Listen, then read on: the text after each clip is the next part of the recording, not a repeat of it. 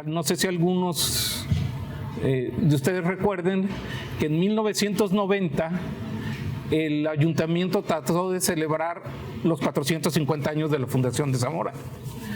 Y hubo un debate sobre cuál era la fundación real de la ciudad de Zamora, si 1540 por Antonio de Mendoza o 1574 por Alonso Martínez.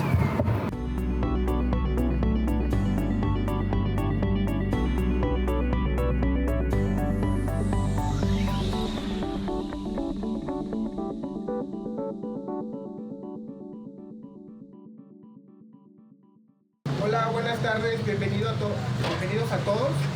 Es un gusto que nos acompañen en este arranque de mi ciclo de divulgación a 45 años del Colegio de Michoacán. Bueno, qué mejor arranque que presentar el libro Zamora de Luis González. Esto se hace en el marco de los 45 años de la fundación del Colegio de Michoacán, pero también de los 450 años de la ciudad. Aquí el ayuntamiento, a través de la regidora Paula Ayala, nos apoya, también el director del Centro Regional de las Artes, César Rodríguez, a quien les damos una cordial bienvenida.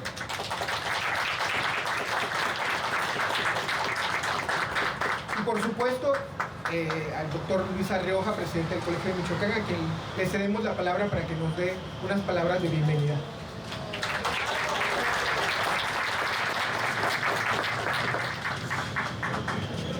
Sí, buenas tardes, sean bienvenidos al Colegio de Michoacán. Realmente es un gusto para nosotros arrancar estas actividades de divulgación y qué mejor que hacerlo con esta obra, una obra además emblemática, primeramente una creación del fundador de esta institución. Además un modelo a seguir en el tipo de estudios que se plantean.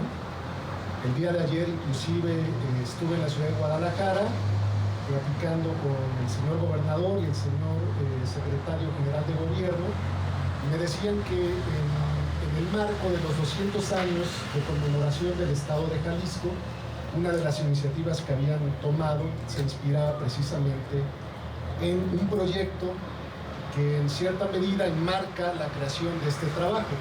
Un proyecto en donde Luis González y González alentó la creación de monografías municipales en el estado de Michoacán.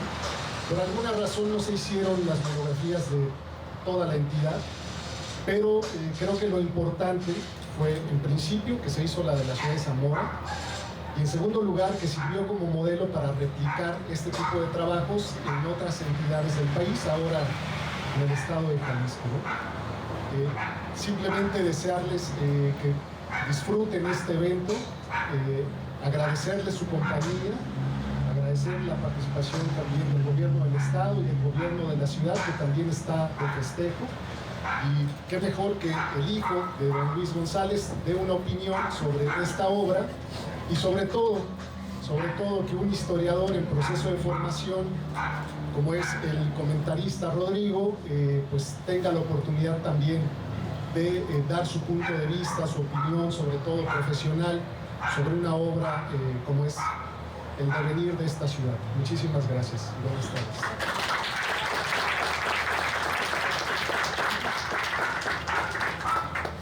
Bueno, pues antes de ceder las palabras a los comentaristas, hay que comentar que este ciclo es el arranque de una serie de charlas que vamos a tener durante todo el año, conmemorando al Colegio de Michoacán, también a la ciudad, por supuesto también los 200 años de la creación del estado de Michoacán, y se inspiran en justamente esas charlas que don Luis González realizaba todos los viernes cuando se fundó el Colegio de Michoacán.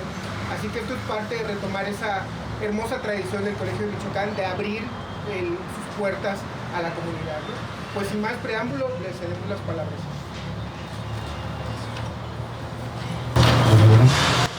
¿Me escuchan? ¿Sí? Pues primero que todo, buenas tardes a todas y a todos, bienvenidos a la terraza del Colmich. Gracias por estar aquí acompañándonos.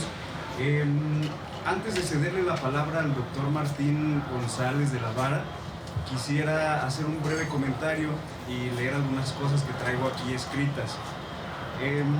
Pero también quisiera agradecer la invitación al doctor Humberto Novelo y al Colegio de Michoacán por permitirme estar en esta presentación de la reimpresión del libro de don Luis González y González. Y bueno, creo que estaremos de acuerdo que el autor se presenta por sí mismo, pero bueno, baste recordar que nació en 1925 en San José de Gracia, en el noroccidente de Michoacán, que se formó en el Colegio de México, que estudió también en París, que se casó con Armida de la Vara en 1955 y trabajó en el Colmex hasta que se fugó a Zamora, después de elaborar esta monografía que presentamos nuevamente el día de hoy. Pues bueno, la verdad es que yo disfruté mucho la lectura de este libro. Creo que a diferencia de otros, como el de Invitación a la Microhistoria o el de Pueblo en Vilo, me pareció un poquito más ágil y lo disfruté mucho, me reí mucho también en varias ocasiones. Tiene un humor que se disfruta al momento de estarlo hojeando. El texto consta de dos apartados introductorios, uno que se llama Representación y que fue añadido en la reedición de 1984, además de 9 capítulos que están entrelazados, ¿no? Ligados por una narrativa muy fluida y muy ligera, que además va obligando al que está leyendo a que no dejar ese libro, ¿no? Te dan ganas de no soltarlo. Y bueno, el primero de los capítulos trata de los 3000 años de historia indígena del Valle de Ciróndaro, que es el nombre purépecha que recibía lo que ahora llamamos Valle de Zamora. Y pues bueno, la vida en torno al Yorecua Japundanapu, que es el trabalenguas con el que se conocía al río que hoy llamamos Duero, ¿sí?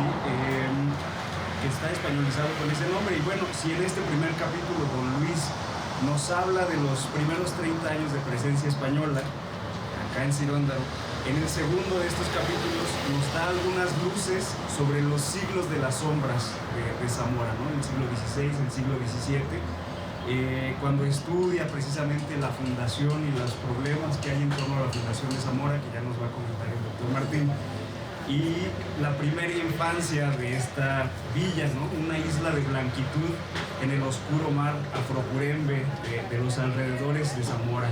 Después se detiene don Luis en la formación de los grandes latifundios y espera el amanecer del siglo XVIII, el despertar de las luces zamoranas. Así, en el tercer capítulo nos deslumbra el crecimiento demográfico y económico de Zamora, el cual solo se opaca ante la contraproducente filantropía de un gobierno ilustrado y patriarcal en una villa descrita por una redondilla muy curiosa: sin hacienda ricos, sin hazañas godos, entre sí parientes y enemigos todos. En esta zamoranía novohispana flotaba sobre las cabezas de la pobreza indiana una atmósfera ilustrada emanada del vaho de ilustres poetas y escritores de piel blanquecina. En la Zamora decimonónica de don Luis, después, una ráfaga de fusiles se desató tras la guerra contra España, que además marcó en la voz del cura Hidalgo, y por la módica cantidad de 8,000 pesos, la ciudadanización de los zamoranos. Los fusiles no dejaron de rasgar el viento húmedo de Ciróndaro hasta las guerras de Maximiliano, con las cuales concluye el cuarto capítulo del libro. Y viene un silencio donde emergen algunos recuerdos del paso de Miguel Hidalgo y de algunas tradiciones religiosas de Zamora, y es interrumpido este silencio por el sonido de las sotanas de los obispos que comenzaron a llegar aquí al fundarse la diócesis, y el seminario de Zamora también. De la Peña, Cázares, de Fernández, Núñez, de Fulqueri, marcaron una etapa levítica, y las vivencias de la Reforma y su primera cristiada, que no la cristiada de Jean Ville, y la Revolución Mexicana, y después la cristiada de Jean Ville. Y vuelven a multiplicarse los hijos de la ciudad en una onda de 3 colores, mientras se eleva una élite quíntuple de militares, políticos, empresarios, sacerdotes e intelectuales. Vienen después la Revolución Agraria, la Revolución Monetaria y la Cultural, que dieron paso a la Zamora de los 70s, indistinguible de la de aquellos obispos de antaño. Para poder describir aquella ciudad en la que conoció don Luis en los 70s, el autor emprende una descripción pormenorizada de tipo sociológico y además psicoanalítica, que es algo muy interesante de este libro, ¿no? dos formas de ver el paisaje, la gente, su riqueza, la administración y su educación. Y entonces nos ilumina don Luis con las luces y las altas luces de las letras zamoranas en un final que dejó de ser final en 1984, cuando se añadió un último capítulo para dar cuenta de las mudanzas que hubo entre la primera edición, que fue a finales de los 70s, y esta otra que estamos presentando o representando este día. En estas mudanzas que identificó don Luis después de la primera edición del libro de Zamora, dice que hay un gran crecimiento urbano, se suma la destrucción de las casonas y las casuchas que daban un aire tradicional a la ciudad, viene la política partidista, la propia llegada de Armida de la Vara en medio de un enjambre de mosquitos. Son algunas de esas mudanzas que nos muestra don Luis en el último y 9º capítulo del libro de Zamora. Pero con temor de pecar de presuntuosidad, don Luis nos apunta que el primer lustro de vida del Colegio de Michoacán fue la mayor de todas las mudanzas que hubo desde la publicación del libro hasta su reedición. La convivencia de una que otra socióloga, economista o un filólogo, con grupitos de antropólogos y cardúmenes de historiadores, conjuró una biblioteca encantada y especializada. Estas personas, con sus herramientas de trabajo, que hoy están aquí presentes, vienen a Zamora a tratar de resolver problemáticas de la vida de su vida cotidiana. Y en la esperanza de don Luis, vienen a convertirse en la levadura de la octava vida de Zamora. Para terminar, solo quisiera resaltar de nuevo el humor que plaga todo el libro y su carácter literario que lo hace tan ameno y difícil de soltar.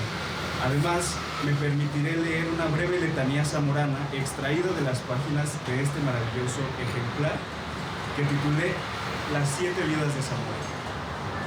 Ciróndaro, lecho de esmeraldas, llanura paradisiaca, tiesto de flores, recinto de luces, cama de Yoreco a Japundanapu, del río engendrador de lagunas, Villa del Duero, Isla de Blanquitud, Zamora, distrito agropecuario, centro mercantil, villa industrial, doncella del Duero, ciudad levítica, semillero de intelectuales, Santa Zamora, la sultana del Duero, la ciudad del mundo con más millonarios, ciudad culta, ciudad deportiva, Zamora millonaria, emporio de la fresa, ejemplo de desarrollo desigual, enclave de poderes, Zamora la Bella.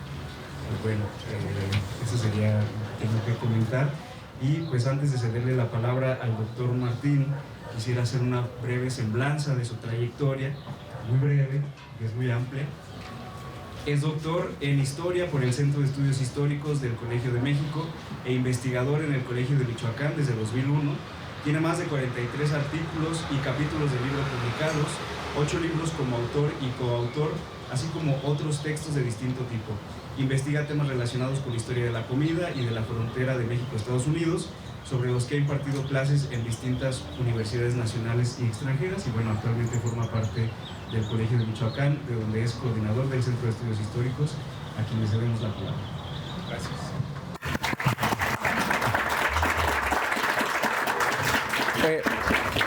Muchas gracias.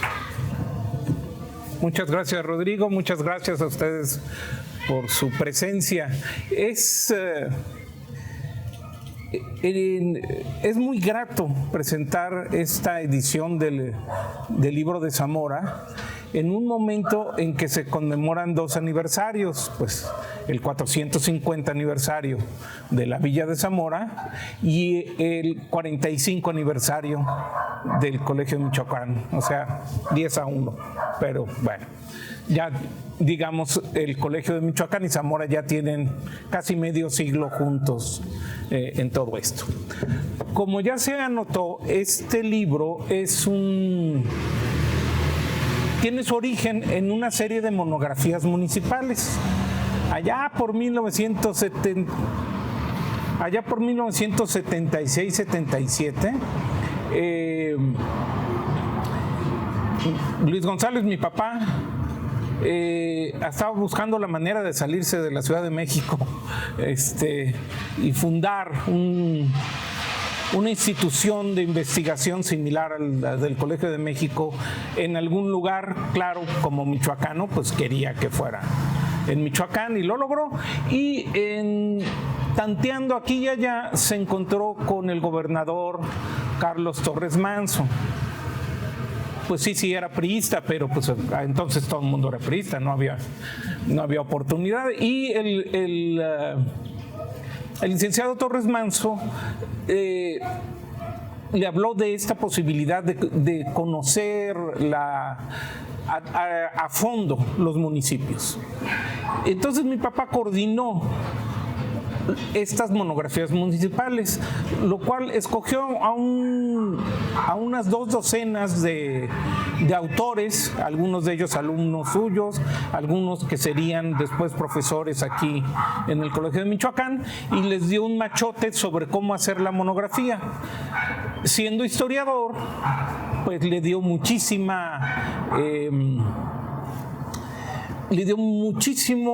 tiempo a la historia, digamos.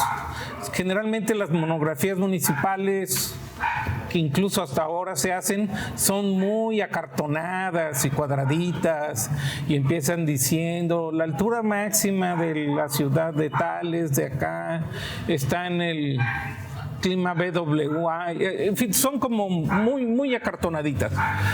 Y él, digamos, en el diseño de estas monografías, le dio prioridad a la historia, porque de la historia se desprende todo lo demás. Entonces, de alguna manera, comenzaba de una manera distinta. Y se publicaron entre 1978 y 82 unas 24, que yo recuerde, monografías municipales. De algunos municipios, pues no alcanzaron a un libro completo. Entonces hay autores que hicieron 2 o 3 o hasta 4 monografías en un solo volumen. Bueno, fue un ensayo muy interesante que fue copiado tiempo después por otros estados. Y mi papá hizo 2 de estas monografías municipales, la de Zaguayo y la de Zamora. Bueno, ¿por qué? Pues porque ya conocía las fuentes. Para su libro anterior, Pueblo en Vilo, la historia de su pueblo, de San José de Gracia, Michoacán, ya conocía los archivos locales de Zamora y los de Zaguayo. Y la monografía de Zaguayo estaba hecha con ese humor negro, con mucha ironía, más que humor negro. Es decir, sí, con mucha simpatía por los lugares que él conocía. Bueno, mi abuelo estudió aquí en el seminario. Por supuesto no acabó, pero bueno, aquí estuvo. Pero conocía y sí, también hizo estas 2 monografías desde el punto de vista josefino. Ustedes saben que los de Zaguayo son muy especiales, y que los de Jiquilpan son distintos, y que los de allá también son más allá. Claro, cada uno dice que su pueblo es lo mejor. Entonces, él, desde el punto de vista de San José de Gracia, hizo estas 2 monografías. La monografía de Zaguayo no fue muy bien recibida. Es más, se la quemaron públicamente por algunos, porque no les gustaba que mi papá se tomara estas libertades de la ironía, de criticar también. ¿Por qué no se va a criticar? O sea, ¿hay mosquitos en Zamora? Parece que sí. Bueno, pues ¿por qué no usar el humor para describir Zamora de ese tipo? Pero la monografía de Zamora sí fue muy bien recibida en los momentos en que se estaba gestando la fundación del Colegio de Michoacán. Es decir, vamos a decir que podría ser como un libro seminal de este propio Colegio de Michoacán. Y este Colegio de Michoacán, bueno, lo lógico es que hubiera estado, desde un punto de vista chilango, es que hubiera estado en Morelia. Pues no. Pero desde un punto de vista de San José de Gracia, pues debería estar en San José de Gracia, ¿no? Pero no, tampoco. En esta búsqueda de un lugar donde acomodar, donde asentar el colegio. El Colegio Michoacán se encontró con una muy buena acogida de la gente de aquí. Entonces, no mencionaré nombres, pero el hecho de que él ya hubiera escrito algo sobre Zamora, un libro nuevo, interesante, divertido, hizo que ayudara a que se decidieran por Zamora. ¿Por qué Morelia no? Hay algunos morelianos aquí, porque hay mucha grilla en Morelia y en algún momento de la grilla el rector, el gobierno del estado, los de las normales rurales podían cerrar el colegio de Michoacán. Y se necesitaban ciudades con un cierto desarrollo económico. Y entonces de finalistas estaban Uruapan y Zamora. Y se decidió por Zamora precisamente por la acogida de la gente de aquí y porque tenía muy buenas perspectivas desde el punto de vista económico. Además, el colegio de Michoacán lo que iba a traer a Zamora es, o sea, no le quita presupuesto a Zamora, sino trae dinero de fuera, por decir así, por ser una institución federal. Entonces, este libro fue reeditado casi de inmediato por el Colegio de Michoacán, 1984, donde le hizo los agregados en el tiempo, agregó un último capítulo, pero ya no, en las siguientes ediciones ya no se hicieron más agregados. Debo decirles que algunos de estas monografías se han estado editando de manera eventual en algún lugar u otro y pues el autor todavía vive y puede agregarle, digamos, ponerlo al día. Y pues en el caso de Zamora no, pero lo que este libro es no solamente es una historia de Zamora, es un análisis social de la Zamora hasta el momento hasta 1984-85. Cuando uno ve el análisis de la actualidad, entonces uno dice, ¿cuántas cosas han pasado en Zamora? Hace de 40 años acá es irreconocible. Bueno, aquí o sea, el Colegio Michoacán ha acompañado a Zamora en uno de sus momentos de mayor auge económico, demográfico, etcétera, y de mayores cambios, buenos y malos, malos y buenos. Pero ha estado aquí, y bueno, a mí me hubiera gustado que mi papá pudiera haber ampliado esta puesta al día de Zamora, pero pues ya no lo pudo hacer.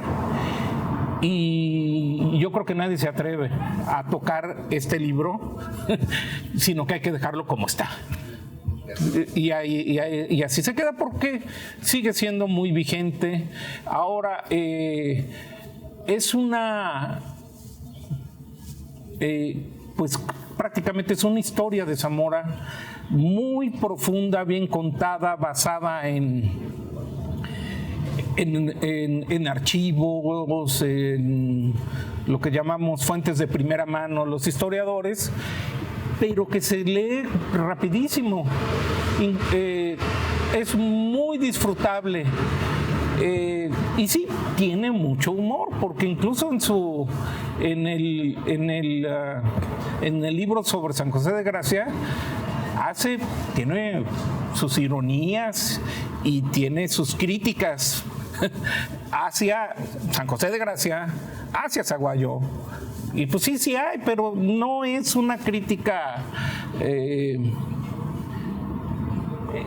es como muy bien intencionada, pues. No es Y bueno, pues ninguna sociedad es perfecta. Es decir, contrasta con las ideas o con la forma de trabajar de muchos cronistas que dicen, yo voy a partir de la idea de que mi pueblo es lo mejor del mundo. Y de ahí, no, acá está, es una historia con mucha simpatía, no, digamos, no pone a Zamora en el centro del universo, pero sí la hace muy inteligible el desarrollo de Zamora. ¿Por qué hay tantos mosquitos? Pues porque aquí antes era laguna. Hace 40 años había varias plagas de insectos o de ranitas o de grillos. Ahora solo quedan los mosquitos, pero bueno, hay cosas que se están explicando del día a día que aparecen en la historia. No es una historia muerta de algo que pasó, ocurrió y ya dejó de ocurrir, sino de algo que forma intrínsecamente a la ciudad. Y para terminar voy a hablar de un episodio que tiene que ver con los 450 años de la Fundación de Zamora.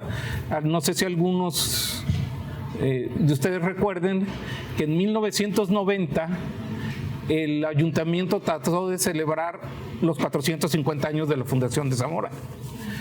Y hubo un debate sobre cuál era la fundación real de la ciudad de Zamora, si 1540 por Antonio de Mendoza o 1574 por Alonso Martínez.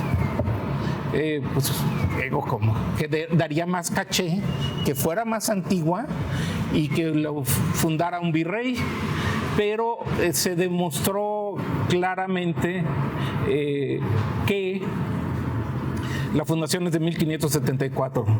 Lo curioso, si algunos de ustedes recordarán, es que se convirtió en un debate político, porque el PAN aprobaba una fecha y el PRI aprobaba otra fecha y se volvieron dos campos de criticar a unos, de criticarse unos a otros. Afortunadamente ganó la cordura y no se celebraron los 450 años en 1990 y bueno, pues esperando un poquito, ahorita ya queda claro que esta es la verdadera fecha. Hay muchas más cosas que ver, muchas más cosas que investigar. El mismo libro dice que hay zonas oscuras en la vida de Zamora porque pues no hay documentación. No hay el llamado, el siglo XVII le llaman el siglo de la depresión en Nueva España, porque no sabemos nada de él, más que todo. No quedó mucha evidencia.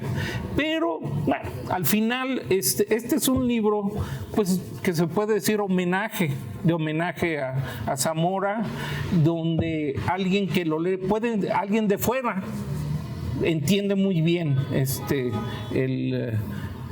suceder histórico de esta ciudad, y alguien de dentro puede reconocer muchas cosas de su presente a través de esta narración del pasado y del el análisis que hizo hasta 1984.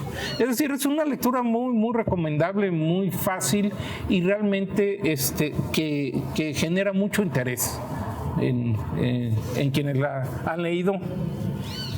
Entonces, aprovechando esta coincidencia de aniversarios del Colegio Michoacán, de Zamora, es un excelente momento para relanzar esta publicación. Espero que la adquieran, la lean y luego la podremos comentar. Yo creo que sería bueno comentar. Muchas gracias. Tenemos tiempo para si alguien quiere hacer alguna intervención, decir algo. Carlos González, del Independiente Zamora. Sí. Martín, decías tú que se hace complicado que alguien continúe o actualice este libro. Pero ¿no te crees con la capacidad de poderlo hacer tú u otros historiadores, gente de aquí mismo del Colegio de Michoacán, y que puedan actualizar ese libro? Sí se podría, pero queda muy raro. O sea, se pierde la unidad de una obra histórica. Sí. Lo que pasa, comentando tu pregunta, también ha habido la escritura de otras obras sobre Zamora que han salido de aquí del colegio, enfocadas a ciertos aspectos, tanto históricos como sociológicos, ¿no? Está ahí la Zamora de Porfiriato, ¿no? De Gladys. Está la Zamora agrícola de... no me acuerdo cómo se llama. En fin, ¿no?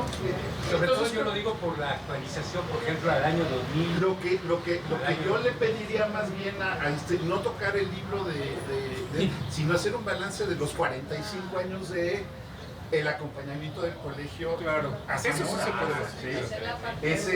Eso sería otra cosa, ¿no? Porque ahí está. Sí, esto ya se queda así.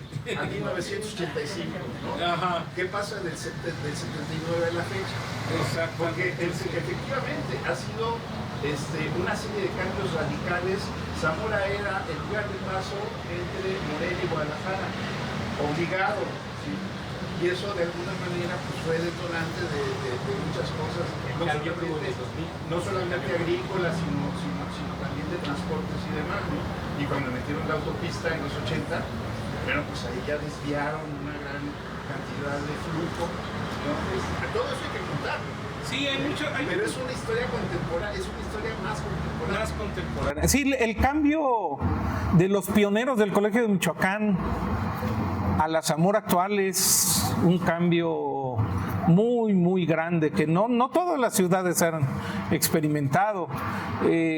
Hay muchas anécdotas, por ejemplo, de los primeros profesores del Colegio de Michoacán tratando de conseguir el periódico de izquierda de entonces, el 1+1. Pues no llegaba más que allá a la plaza a la 1 de la tarde, llegaban 5 ejemplares y entonces pues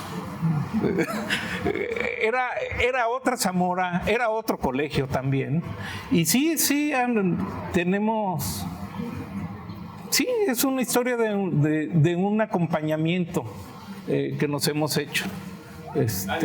Ahora, también sería bueno ver desde el punto de vista de Zamora que ven, que sienten del Colegio de Michoacán. Pero bueno, alguien se tendrá que animar, ¿no? Exactamente. ¿Alguna otra? Sí, adelante.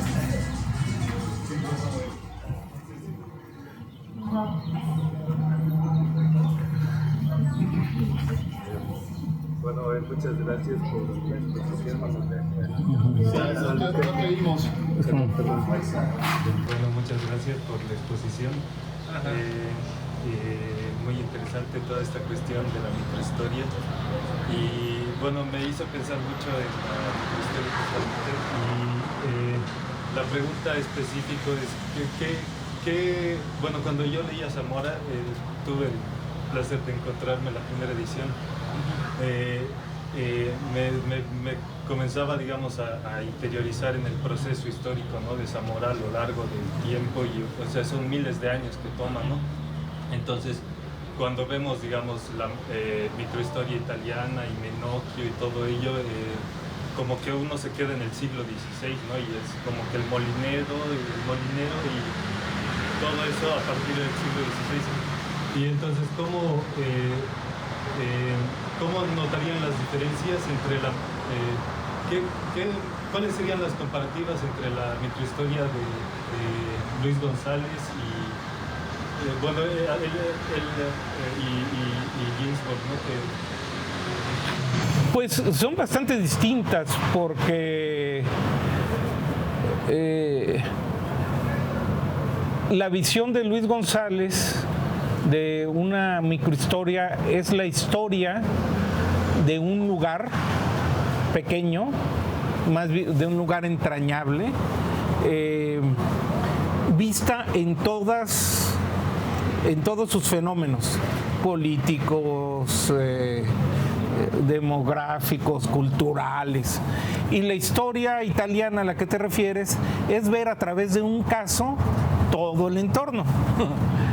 A partir del caso del molinero, ver cómo era la ideología de la Italia, de ciertos lugares de Italia del siglo XVI. Son cosas realmente un enfoque muy distinto, pero tienen en común la pasión por el detalle, por personalizar las cosas, por ponerles nombre a lo que está pasando. De hecho, hubo alguna comunicación entre Carlo Ginzburg y Luis González, pero pues era, oiga, que estamos haciendo algo parecido. Pues sí, más o menos, pero me gustó mucho lo que hizo usted. Sí, también acá, pero no es lo mismo. No es, ya, así de teórico fue el debate, pero coincide el enfoque, digamos, más que el enfoque, el alcance del enfoque, ¿no? Algo micro, son dos micro historias distintas, pero sí son muy distintas. Y hay otra cosa, esta no es exactamente microhistoria, porque porque mi papá no era de Zamora. Aunque toda su familia había tenido vínculos, no es de Zamora, ni se hace pasar por zamorano al escribirla, que esa es otra diferencia. Esto es más bien una historia local, pero muy bien hecha, muy bien escrita, con muchos elementos que usó para la microhistoria. No, mi papá sí era respetuoso de eso, sí se nota una diferencia entre este trabajo y el pueblo en vilo, porque como dice el dicho, para hablar de la Huasteca hay que haber nacido allá, exactamente, y no es lo mismo, o sea, es obvio que no es igual ser de ahí a ser vecino de ahí. Sí. Oye, Martín, Sí. pero lo que sería el poblamiento de San José de Gracia Sí. en el siglo XIX en realidad sale de aquí, ¿no? No exactamente de aquí, sale de... Mira, y hasta eso está cambiando ahorita con las últimas investigaciones, pero sale más o menos de la zona de Cotija. De la zona de Cotija hay expulsa población que se va yendo hacia la zona más alta, y así es. Nosotros tenemos antecedentes de allá de Cotija. De queseros, sí, cómo no. Mucho queso, eso sí. Sí, pero, por ejemplo, esta es una monografía de Zamora, no de Jacona. Claro que sí. O sea, es Zamora. ¿Por qué? Porque era por municipio. Claro que se menciona, claro que se dice, claro que se ve la relación con Jacona y otros lugares, porque no se puede hacer historia regional sin ver sus relaciones. Pero este es de Zamora, no de Cotija, no de Cuandureo, de Zamora. Así es. Sí, lo dramático es que Jacona no tuvo monografía municipal. La verdad es que sí. No, pues ya ven. Muy bien. Ándale, gracias.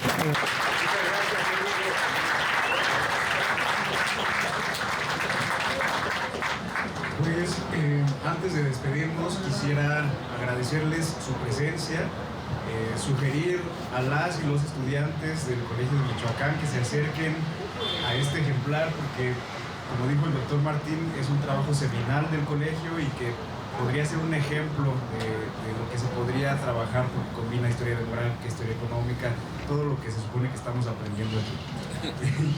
Y pues si no hay más preguntas, más dudas o más comentarios, solamente agradecer nuevamente su presencia.